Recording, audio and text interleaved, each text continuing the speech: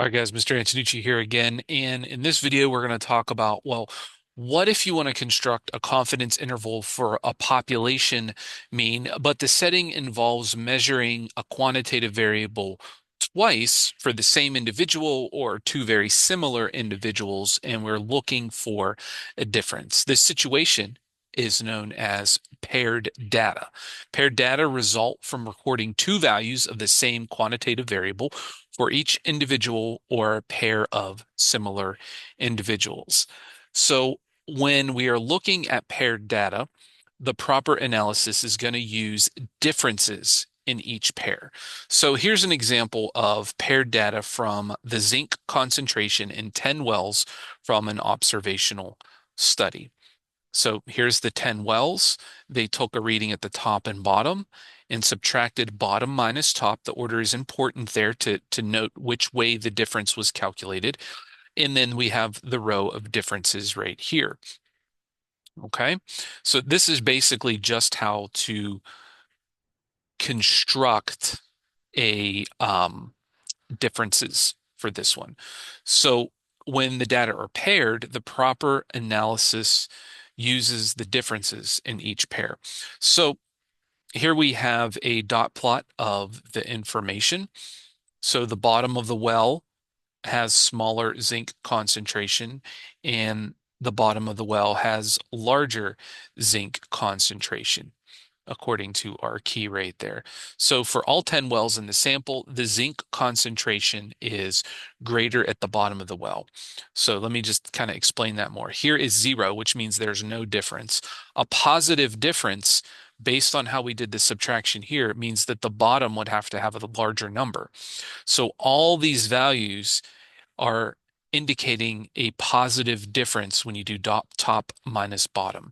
So there is some evidence for a difference here, but we don't know if it's actually convincing evidence. So what we have to do is put everything together and do what we called a paired t-interval for the mean difference. Okay, so here's the conditions. Similar as before, random 10%, normal large sample. But since we're dealing with paired data, the data come from a random sample from the population or randomized experiment. If you're sampling without replacement, then your sample size has to be less than 10% of the population. And the normal large sample condition, if the population distribution of differences is approximately normal, or the sample size is large, meaning greater than or equal to 30, or if the population of distribution of the differences shape is not known and your sample size is small, then you would produce a graph of the differences and show that there's no skewness or strong outliers. And then if those three conditions are met, you can safely calculate a confidence interval for a population mean difference. And then C% stands for our confidence level, and it's just the statistic plus or minus the T star critical value times the standard error of the statistic, where here T star is the critical value from table B with degrees of freedom sample size -1, and C% would be the confidence level. And this inference procedure is often referred to as a paired t interval for a mean difference. Sometimes it's called a one sample t interval for a mean difference, or when paired data come from a randomized experiment, we would say it's a matched pairs t interval for a mean difference. But those all mean the same thing when we're talking about this. So as with any inference method, when we go through this example here, we are going to have to use the four-step process. So let's look at the setup here. Data on zinc concentration again. Same context. So we have the well number, the top reading, the bottom reading, and the difference, and the way of the difference being subtracted bottom minus top. And we want to calculate and interpret a 95% confidence interval for the mean difference in zinc concentration at the top and bottom of the wells. So we're going to do the state, plan, do, and conclude. When you do the state step, Again, you want to state your confidence level and the parameter of interest. In this case, it's the mean difference, but make sure you indicate the order of subtraction when you're defining your parameter there so that those that are looking at it understand which order you're going in. So we have 95% confidence interval for the mu diff, which equals the mean difference, bottom minus top, indicated the direction there. Notice that. In zinc concentration at the top and bottom of all wells in this large region. Next step we're going to do is the plan step. Remember, we're going to state the procedure and then check the conditions thoroughly for those ones. So we have a paired T interval for a mean difference. The random condition is checked because paired data come from zinc concentration measurements at the top and bottom of a random sample of 10 wells in the region. Check. 10%, we assume that the 10 wells is less than 10% of all wells in the region. We're good there. And that, we assume that a lot, but it is often reasonable to assume in these different contexts. In the normal large sample condition, the sample size is small, 10, which is less than 30, but the dot plot of differences doesn't show any strong skewness or outliers. Again, important, you need to produce a data display. Dot plot will work fine, but make sure you label it with the name. Also, the order of subtraction is important here. Okay. Now, the next step is to do the do step, which I'm going to do by hand here.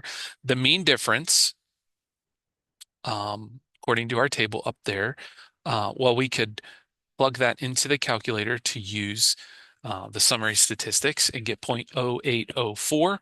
The standard deviation of the difference is 0.0523, and the number or the sample size is 10.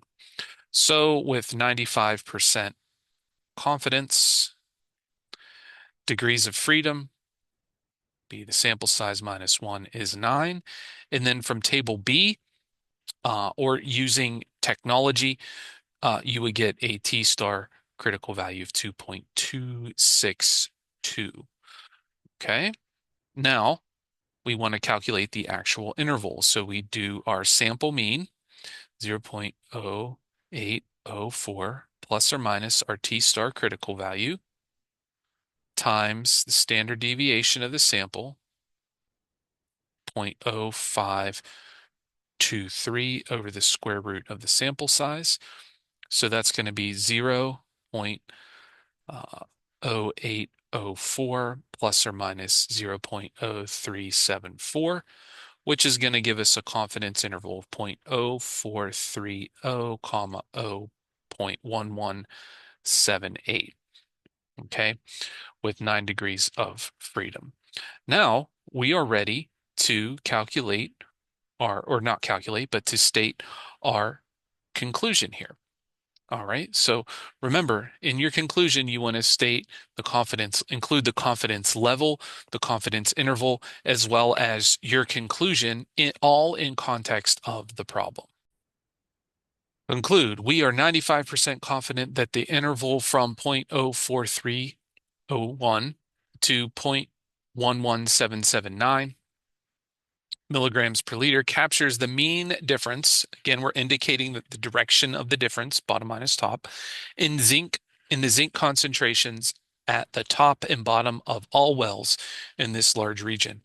Actually, this confidence interval here is slightly different than the one we wrote here because this one was the one calculated on the calculator. So this 95% confidence interval suggests that the zinc concentration is between 0.04301 and 0.11779, greater on average at the bottom than at the top of the wells in this region.